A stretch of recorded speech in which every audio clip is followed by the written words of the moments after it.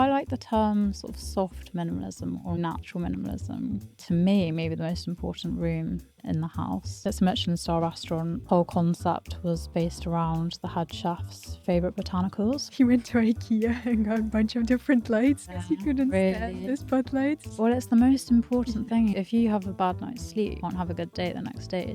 Oh, really? Now it's coming back in different forms. I feel like those sort of terracotta orange tones are really coming. One of my favourite things actually is getting to work with people that really are specialists.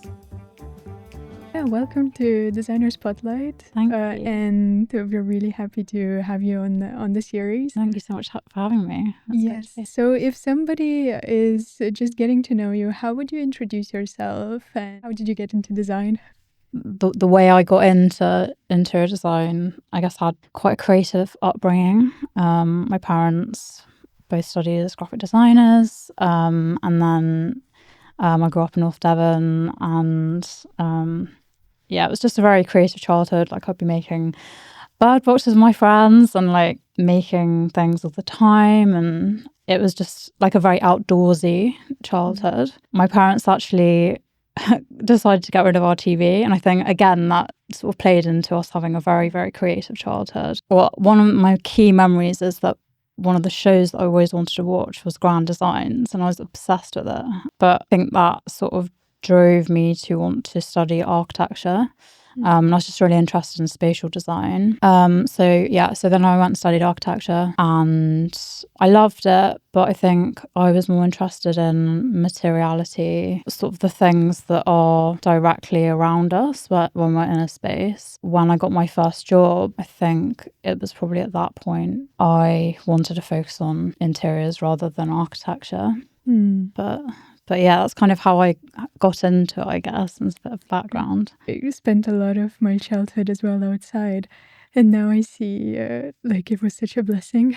Yeah, I know completely. Yeah, I know, because at the time I remember I just wanted to watch TV, but now I look back on it, I'm really grateful because I got to spend so much time outside, and it definitely, I think you can see that through the work that we do now and that I love doing. Like, I always take inspiration from nature and the outside first. So yeah, I look back on that with fond memories now. Wow. And how did you get into join Koto? I was actually working at Foster & Partners as an interior designer, and then Kirsty, the founder, contacted me because I'd seen another job that they were advertising, and I just sent my portfolio and was like, I love what you're doing. And I knew that they were also based in North Devon as well, so that's where I'd grown up. Yeah, I just absolutely loved the work that they were doing, and I felt like I was really aligned with their aesthetic and ethos and values. Yeah, so we went up and had a coffee and went from there, really. It was just me and her at the beginning. Wow.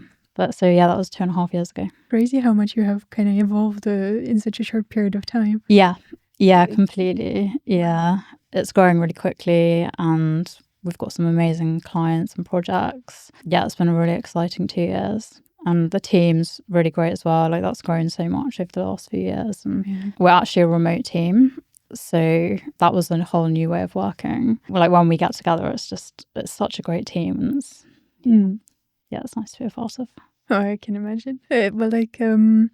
Can you share a little bit more about Koto? Like, what is usually, like, how people would distinguish it? What are your primarily focus on, and what do you do? So I think the main focus is probably that connection to the outdoors and nature, and also that Scandinavian and Japanese influence in the design. So we do a whole range of different things, but on the interior side, it's primarily residential and hospitality, so hotels and wellness retreats. We work really closely alongside the architecture side. They focus on modular housing and wellness retreats and hotels and cabins. So I guess that's what they're more known for, is the cabin side. But yeah, we're working on lots of different projects at the moment. Oh my God. And it's quite an interesting one that you have a blend of both residential and hospitality. What would you say are the biggest differences when it comes to a design of such spaces? Like, what are the most things that to focus on when you're putting together a residential space versus a hospitality space? Yeah, so residential is just it's so personal. It's so based on that individual, and it's really about having a close relationship with them and like understanding what they want out of their home. And I think key difference then with hospitality is that you can come in as a designer and sort of be a bit bolder and sometimes be a bit more creative because you're creating an experience normally, and it's not someone's home that they're going to be in all the time. And also you're appealing to the masses as well, so got to take a different view on it. It's not going to be so personal. I think that probably then is where the studio values and the brand comes into those projects more heavily probably. But yeah, I'd say that's the key difference. Do you work then specifically in tandem then with the people who are buying residential spaces, and like is it like kind of very personal approach, or is there some kind of like guidelines that the people who are kind of purchasing a house from you and the design and everything, do they kind of get? Every project's really different, so it really depends on the brief. But we have a set of guidelines and a sort of set of things that we will always do that I guess codify it. So they give that sort of shell, and people can come in and put their own stamp on it. Yeah, it really depends on the project, but we definitely have like a process, and that sort of guides it towards the sort of the look that I guess we're sort of known for. But yeah. So there is still kind of, I guess, a DNA that you still follow in part of like that, but then kind of set some of the guidelines. Yeah, completely. Yeah. I think that's probably set out just by the process we follow, and just really understanding the brand values. Also, I think it helps to be quite aligned with the client in terms of their values and their vision and the lifestyle as well. I think that's a big part of it. You cater some of the more specific things as well, like because I saw that some of them are like closer to the lakes, some of the houses are like on land. Do you do some personalization in that sense? Well, in terms of the interiors, we always start from the environment and the location, so that really does drive the concept. Yeah, I guess it's always personal in that sense, or individual to that project, because each location is so different, and it's all about the environment that it's sitting in and the relationship between that inside space to the outside and how we're bringing that in. So yeah, that's always a key part of the process. But returning a little bit more towards to yourself, have you always been drawn to like Scandinavian, very calm interiors, and kind of like how did you find your journey evolving as an interior designer? Yeah, I don't think it's something I sort of set out to be interested in initially, like when I was at uni. But now looking back at my work then, I think I definitely was inspired by it. And I was always drawn to it, but probably more subconsciously. It was just about how the spaces made me feel. And I think when like having visited Scandinavia and spent time over there, just the spaces, they just made me feel really calm. And then I think when I was renovating my own flat, again, that's where I'd look to for inspiration, and I just wanted to create that sense of calm. I think having grown up by the coast and in the countryside, and then moving and living in London, I found it very full on, very hectic, just quite a stressful environment. So I wanted my own home to be really calm and to have that sense that you get when you're out in nature. And I guess I just felt that in Scandinavia they do that so well, so that's where that came from. Interesting. Where did you spend you mentioned that you spent some time, which country, like? Yeah, I've got friends in Copenhagen and Stockholm as well, so those cities really, but I'd love to go and explore the more natural side of it as well. Yeah, in the summer I went to the north of Norway for a hiking trip. Yeah, amazing. And it was just small cabins and yeah, all over the place, and you stay there because there's nothing else. There are like no fancy hotels, nothing like this. It's just like a bunch of different cabins. Yeah, and everyone just does that. And I'm just kind of when I opened part of the culture. Yes. Yeah, well, that's where the inspiration for Koto came from, because Jonathan and Zoe, two of the founders, they lived in Norway. Oh no. So yeah, so that's where that inspiration came from. And you can really heavily see that in the work and the brand. Yeah, but I think in general it's kind of also given that in the Nordic countries half of the year it's really dark. Yeah. And all those spaces are usually full of light, or somehow like they're bringing in so much natural light inside. Yeah. And it makes such a difference compared to any other types of architecture, I think. Yeah. And it's kind of like fascinating, as you're mentioning, merges with the nature and with the outside environment. Yeah. And even during the winter when it's absolutely pitch black most of the time. Yeah. But I also think they're really good at creating cozy spaces in those times. I think I've actually learnt a lot about lighting and how they do lighting in dark spaces, and, you know, not having tons of spotlights everywhere, and just sort of working with the shadow and having lower lighting levels, and like how you create that cozy feel in winter. Can you working with. elaborate a little bit more on, like, in terms of what really distinguish or make that cozy feel? I think it's about having layers of lighting. Yeah, just not tons of overhead spotlights, and having, you know, a mixture, so some wall lamps and some table lamps, and then some candles as well. I think candlelight is a really important part of it. And just, I don't know, to me there's something about having like a flickering candlelight in an evening, and just having that, it just really brings my nervous system down and makes me feel really calm. So yeah, I guess it's about having different levels of lighting. We use portable lamps quite a lot as well. I think there's just something really nice about being able to pick something up and take it with you, and you know, just not having to have overbearing white light everywhere. Oh yes, like, I think the white light is I absolutely cannot bear it. I know, it just seems like a standard thing now. Is it?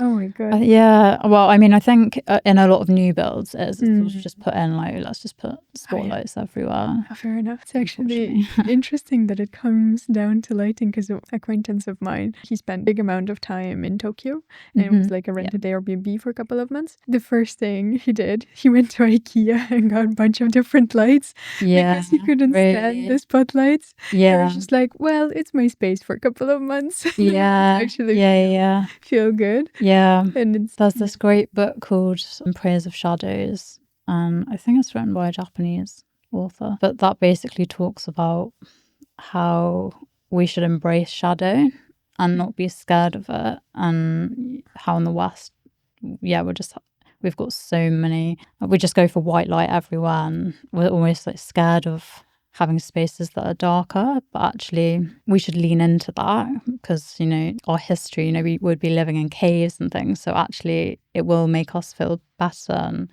bring our nervous system down. Lean into that. Wow. What is the book called again? In Praise of Shadows. Okay. But it's so interesting, because I never thought it this way. Because I know that there's a lot of different science behind that. You have to sleep in the pitch dark, and you have to kind of get exposed to natural lighting and the sunlight, rather than, or something similar, rather than just being constantly. So the natural clock kind of... exactly. Our circadian rhythms, you know, it's gradually working up to that, and then gradually going back down. And especially as we're spending, it's like 90% of our time inside, so we're not getting that natural rhythm from the sun.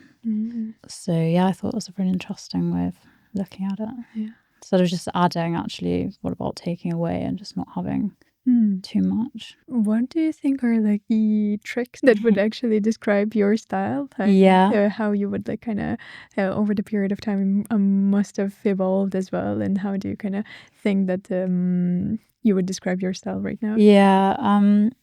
I quite like the term sort of soft minimalism, or natural minimalism, because I think minimalism maybe has a reputation where it's quite stark and quite harsh and quite cold. I think it's definitely about really questioning purpose and the need for every material and every object or piece that's chosen. But I guess it's about bringing that natural feel into every element, whether that's through the hard finishes or through the individual pieces of furniture or the artwork. I'd say that's sort of the key aesthetic. First thing that kind of pops into my mind when people say minimalism is a lot of concrete, Mm. very harsh lines. Maybe I'm going more into the brutalism side, but Yeah. but No, it's, but I think you're right. Yeah. how is the softer, like which materials or which Mhm. kind of like finishings do you think make the space softer, as you mentioned? Definitely lots of wood. Yeah, I'd always go for wood flooring over anything else, really. In terms of wall finishing, I really like clay plaster or finishes that have a bit of texture. Again, because it's a natural material. Stone is a really lovely material for surfaces that need to be more durable. I think it's just about really looking to what materials we have readily available in that local area that are natural and just sort of setting the key palette out from those materials. But yeah, I'd definitely say probably if I had to pick one, it would be wood. It's also And there's so many different things you can do with it as well. There's so many amazing craftspeople out there that they can do amazing things, so many different finishes with it. So but also like every type of tree is so different in the texture as well. exactly, yeah. So And also it's really nice when we have a new project and like looking at the tree species that are local to that project. And yeah, like sometimes you find a new one that you haven't heard of before and things like that. So, and also even just within a certain species, you can get so many different finishes just from that one. really, Yeah. how do you do that? So it's just the technique they use. So they can do like a smooth finish or like a sawn rougher finish, or they can stain it, or even the way that the wood is cut and planed. Like if you go on the ends of it, you'll get a completely different finish and look as opposed to if you go the sort of more standard like floorboard way. Oh, Yeah, I guess it's just in the sort of manufacturing process. Got it. There's always like the oak as maybe one of the most used, I guess, woods. Yeah. Pine, or Mm-hmm. but then some of them are super soft. Yeah. And some of them are extremely hard. Mm-hmm. Like, how do you navigate through it, and which type of wood would you use for which purposes? I think, again, it really depends on the project, and in sort of more hospitality spaces, you're going to want to go for a harder wood, so it's going to be able to have a lot of like footfall over it. Yeah, it depends on the project. I really like using Douglas fir. It's a softer wood, but it's got a really beautiful grain in it, and you can get it in like wider planks.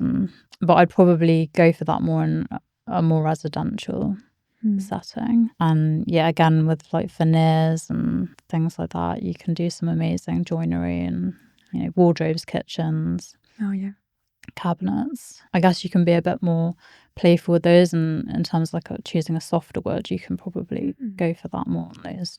Veneer is doing a comeback. Yeah. And I love it. Yeah, I've seen some really like wacky ones recently. Amazing sort of almost looks like plywood, but it kind of looks marbled almost. It's amazing, but it's actually wood. Yeah. Oh my god! So yeah, this is such a incredible material that you can do everything out of it. Yeah, really. exactly. It's like furniture and walls and structure and everything you would do. Exactly. I mean, just that material alone, you could do everything in. So it's beautiful, and of course, it's really sustainable as well, which I like about it. Oh yeah. Do you see that the quality of wood has changed over time as well? I can't say that's my expertise in that one, but we would always go to suppliers, and that's one of my favorite things actually, is getting to work with people that really are specialists in that area, and then we bring them together with their knowledge, and it's a curation of all that specialist knowledge. So yeah, I'd have to ask them, but I'm not sure. And then it's just there's like a YouTube show, like a couple, they're renovating their mid-century house in Vancouver. It's just like they do one episode a week, and I absolutely every night it comes out, I'm like, you'll have to tell me what that is. That sounds really good. But it's interesting because the house was like basically a ruin. Like it had nobody lived there for a very long period of time, so they had like basically had to take it apart. And some of the pieces of wood that were good, they kept it just in case if they need to use it or not. And then basically once they started to look through the wood, they're like, well, we actually went back to the old pieces because like it preserved much better rather than a new piece. And he's and then they just commented, so the new wood started to already become a bit moldy. That's interesting. And so I was like, oh, interesting that how probably the way it's cut or the way it's finished. And if it's having chemicals put onto it, or I'm sure what it's bonded to, you know, if you've got a sort of engineered timber or a veneer, maybe it's about what it's bonded to. That probably affects it. Oh, okay. Yeah, that's interesting though. Yeah, I was surprised. I was just like, oh, I need to learn more about it. Yeah.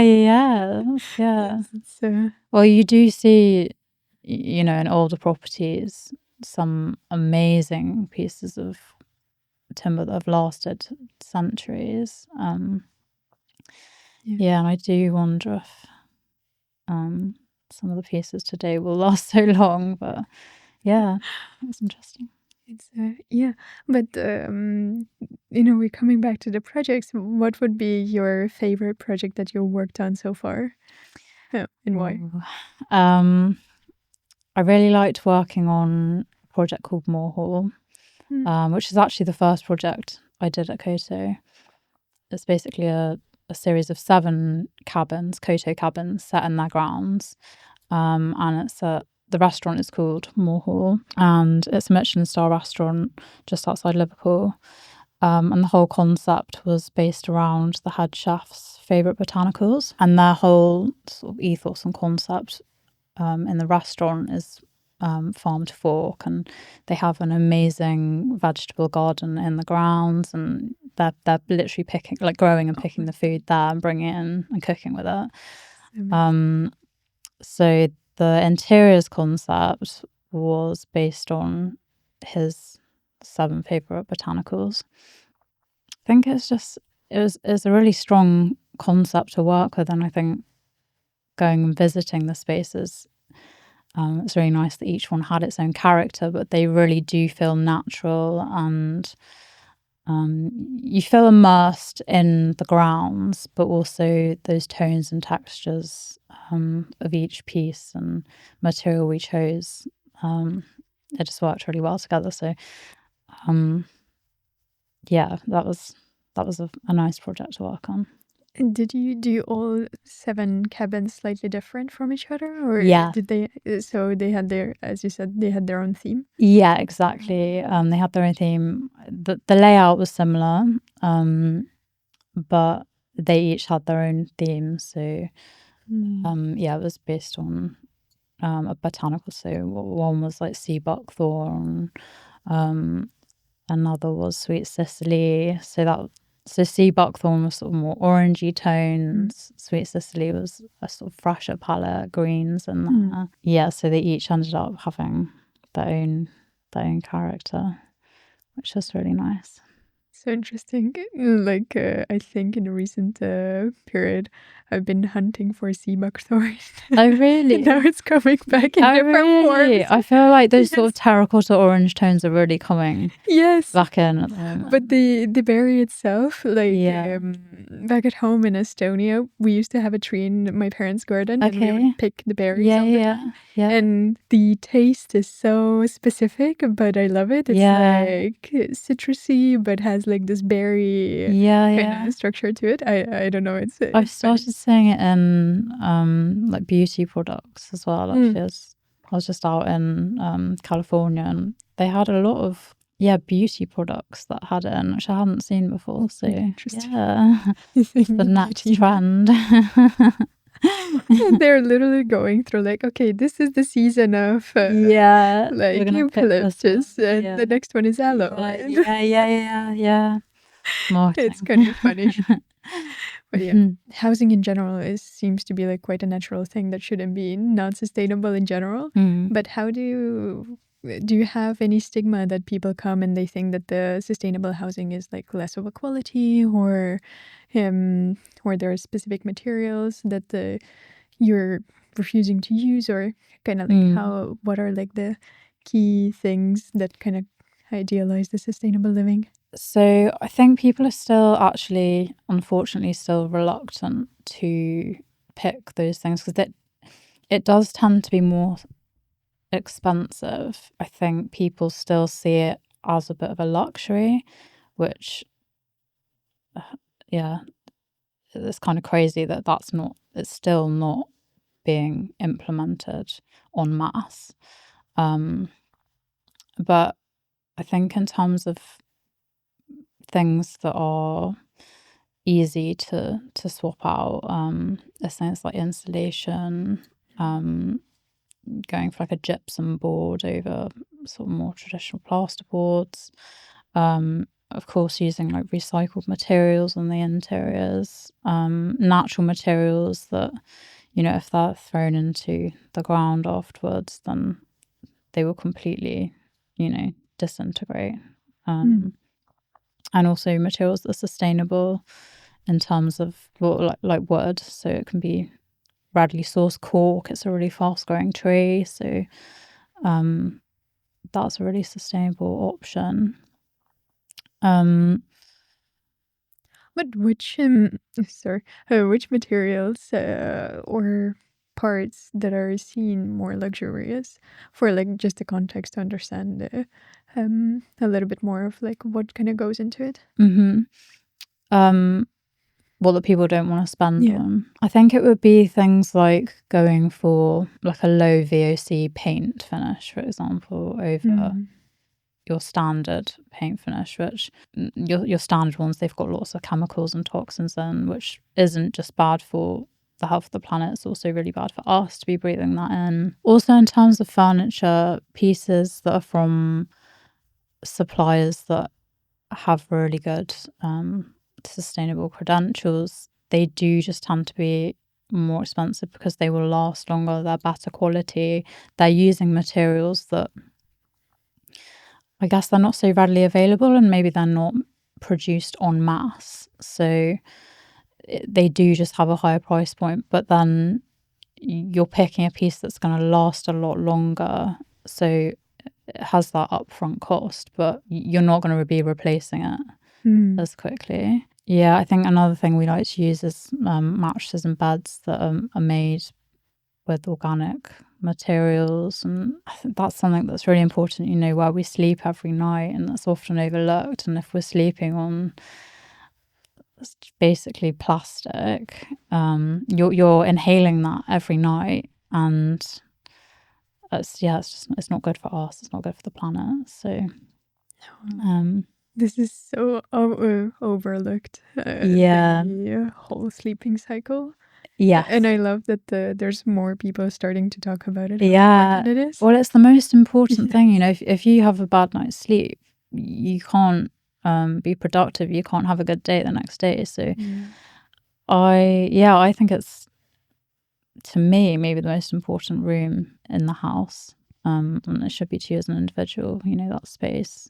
How can we get the best night's sleep, and how does design feed into that? How does the kind of like interior of the bedroom differentiate from like the rest of the, I guess, building? And do you do any differences, or do you do any kind of like additional touches for the space? Yeah, I mean, I guess again, it's a very personal space. If you're doing a family home, the other spaces are going to be used by everyone in the family. They're much more open, they're much more social. I probably would go for lighter tones, and you probably want more practical finishes in the spaces they used a lot. But in a bedroom, I think you can go for darker wall colours and softer textures. And I think storage is a really important part of a bedroom, just to create that serene feeling, that sense of it being like your sanctuary. Yeah, and just not over cluttering it. We like to go for warmer tones in bedrooms, and you can go a bit darker in there. Oh, interesting. Do you, like, now browns are so in as well, and so it's kind of like a nice blend. Well, I know my nails are brown. So it's kind of interesting how it kind of creates that warmth and Yes, kind of definitely. It is. cozy. Yeah, Yeah, that sort of earthy feel. I definitely feel people are starting to lean towards that that's more. But yeah, I just love all those earthy tones, and yeah, that's what I'd say for a bedroom. It's nice to have a cozy feel. But one of the very prominent things in like minimalism in Scandinavian in general, it's a lot like the space feels really clean all the time, or like it feels like it's not cluttered. What are the practical implications? Like, how do you create the storage that is kind of invisible, or how do you kind of incorporate things that there's space always to put it away, even like out of the sight? Like, how do you do that?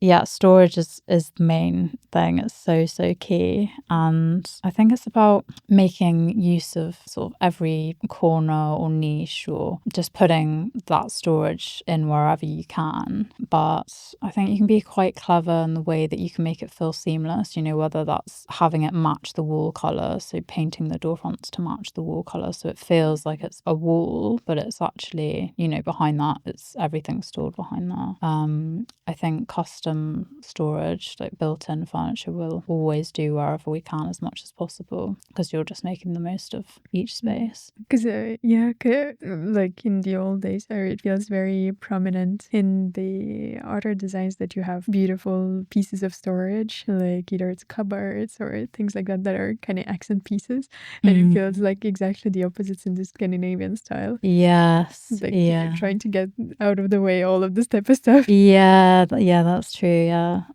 I think sometimes it's nice to bring in like a beautiful sideboard or something that is a really beautiful piece, and really shows the craftsmanship of that piece. But yeah, I think in terms of just general clutter and making it feel decluttered, it's about having that hidden away storage that blends into the background, and then you can have display shelving that has those beautiful ornaments on that you've really thought about and chosen each piece that's on there. There's a reason for that item to be on display, and that makes you feel good. When you work with I guess like it's also interesting to learn a little bit more about the different types of clients. When you're working with the residential people building the residential houses and designing them, what do you wish that people in general would know more about the interior design when they kind of get into that process? Because it's quite long, and it's also quite a lot of trust that goes into interior designer. Similarly, after like how is it to work with more like, I guess, businesses and for a commercial estate? Yeah, as you say, trust is such a big part of it, and I think it's really about being able to communicate really clearly between you. And I think for private clients or residential, it's really about, we need to understand what they want their home to feel like and how they live, and so a lot of it is about us asking them the right questions.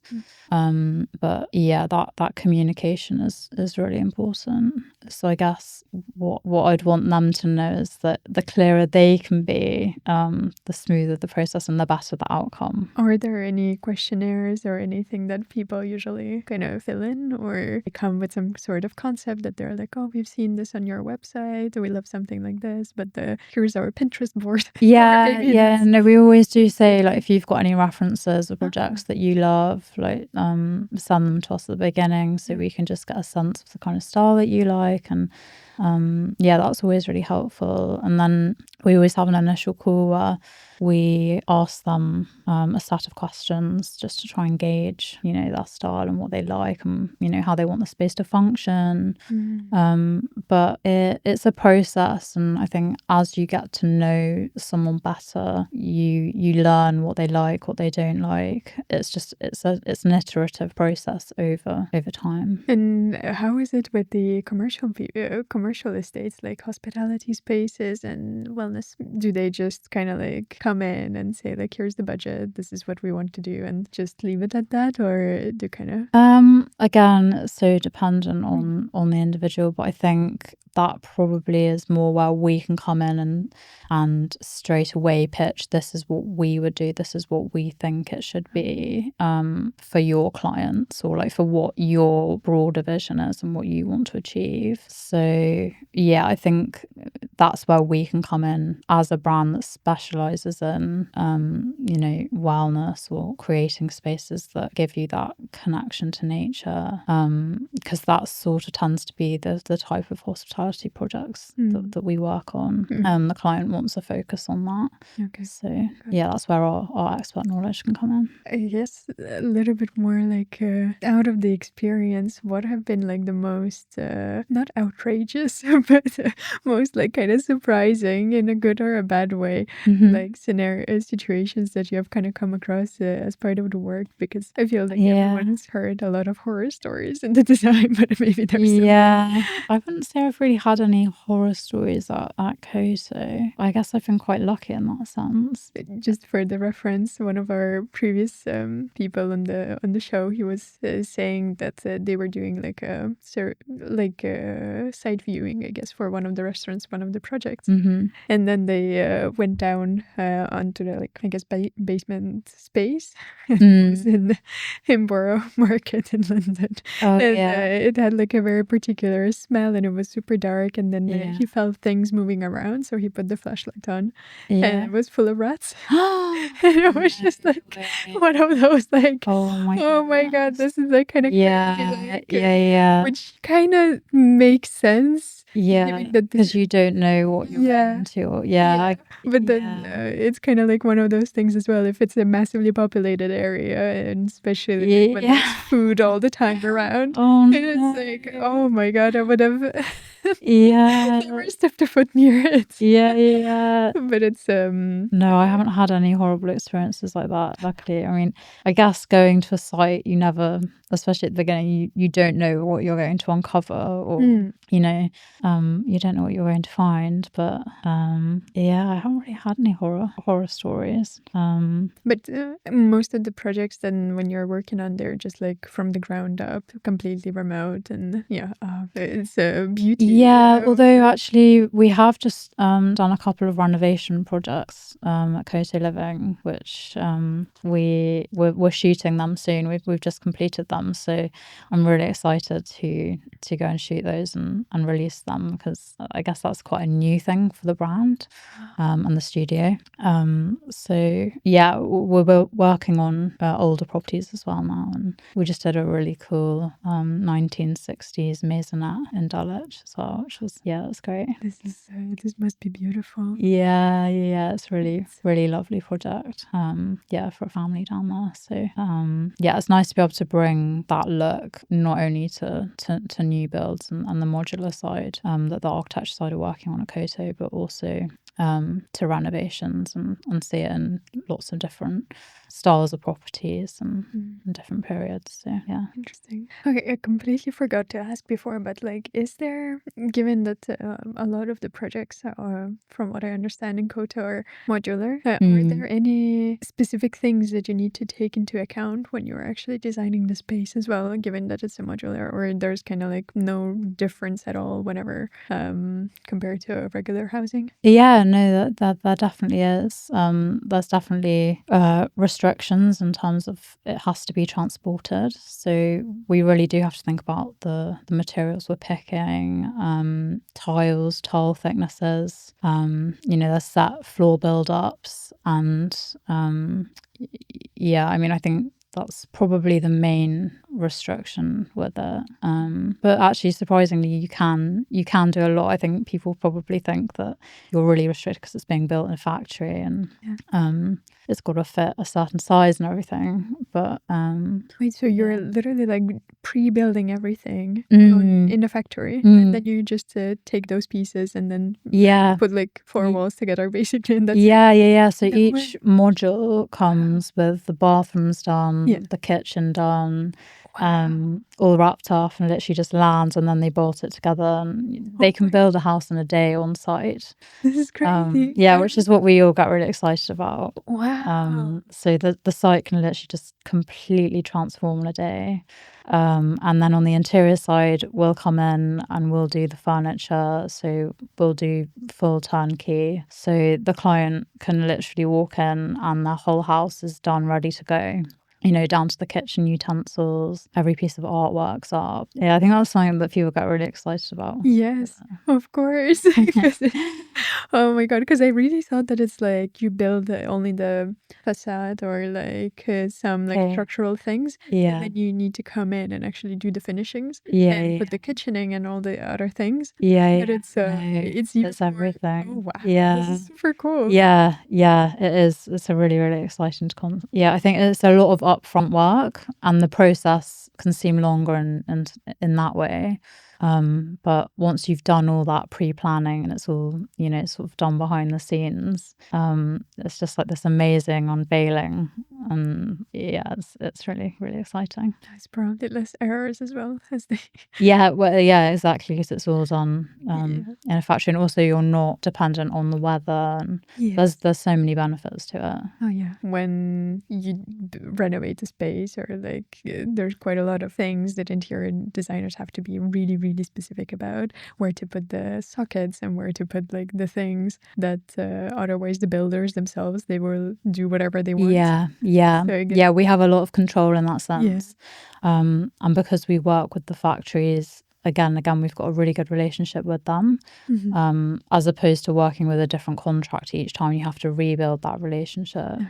which we do as well on the interior side. And but it is nice to with those projects, they just know how we like it and how we design. So Mhm. yeah, it's been a really nice part of working at Koto to develop that with them. Or do you have any kind of favorite brands or favorite, I guess, things that you love to incorporate or love to use yourself? As like you must work with a lot of different kind of, I guess, material things in general, household things. Yeah. So like you probably see a lot of stuff as well, and you understand much better what it works, what doesn't. Yeah. Um, I mean, all of the sort of Scandi brands we use, I absolutely love. Bolia we use a lot. Ordo, they have some beautiful pieces. Well, there's so many. I love going out to 3 days of design in Copenhagen, the design show, because it's just, it's like a dream world. There's so many different things. Yeah, I guess in terms of objects that I really love, I think again it would just be anything that's timber or like tactile, like some natural material, even like kitchen utensils. I love wooden pieces over plastic or metal. I like stoneware bowls and ceramics that they have that sort of clay feel to them. Yeah, I'd say that's sort of what I'm drawn to. Yeah, it's very natural. Yeah, it's like It everything really I pick is. is, But it's really yeah, nice as well. yeah. And even in Okay. terms of fabrics, I'll always be drawn to sort of like organic cottons or linens, or I really love hemp as a material. I think that's really, really nice.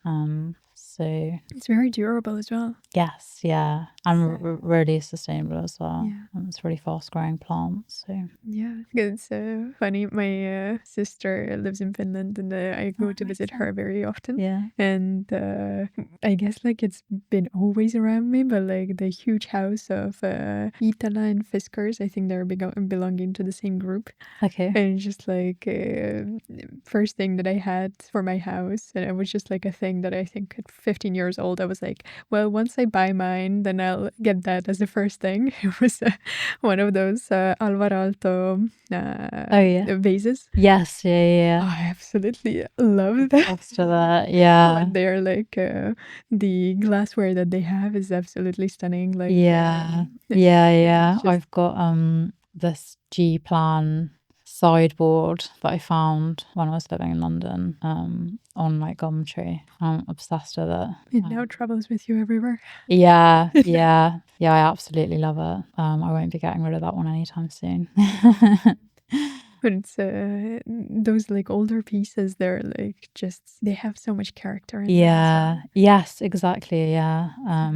And I love that about it, because it's got chips, it's got marks on it, but it's part of its story, and I think it makes it more beautiful. I did actually used to have this Pierre Paulin pumpkin sofa, Oh. which again I found on Gumtree for No like way. £30. Yeah. What? And it was slightly marked, but I restored it and it was just like good as new. And that was a really cool piece.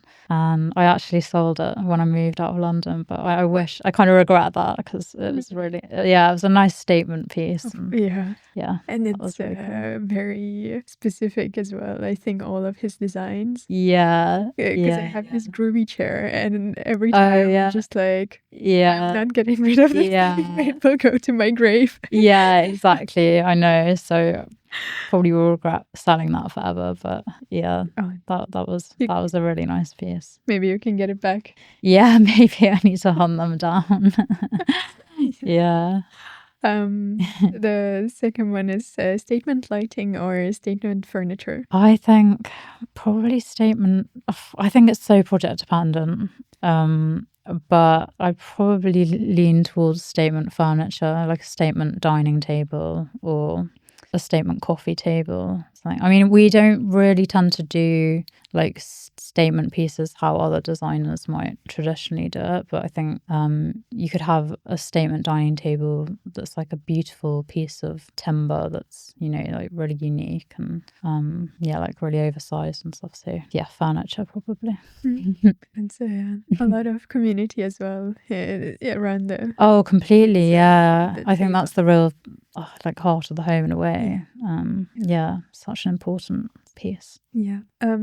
If you would, if your design style would be a cocktail, what would it be? I think probably something like a G&T, but maybe like a Japanese gin, and then some rosemary on the side. Get the nature in there.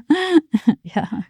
Actually, it's kind of funny how I associate those like all those herbs that usually are put into G&T. Yeah. With yeah, nature. And Yes. Yeah. Exactly. Yeah. So I'd that's a probably great say point. something like that. First thing you notice when you walk into someone's home. Yeah, no, I actually think it would be the smell and the scent because I think people can get caught up in interiors being just about the look of things. It's such a multi-sensory experience. I definitely think when I step into someone's home, you know, if they've got, you know, an amazing diffuser or like the smell of coffee or toast or things like that make it smell really homely.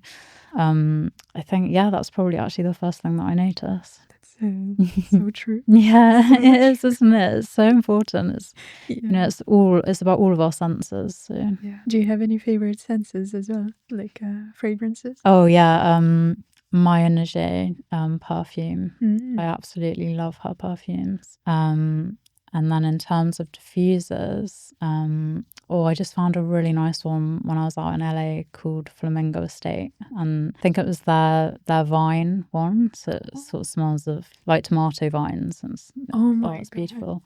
So yeah, something like that. Does it have some kind of like tomato leaf smell? Or? Yeah, exactly. It smells like going into a greenhouse. Oh my god, it's beautiful. This is amazing.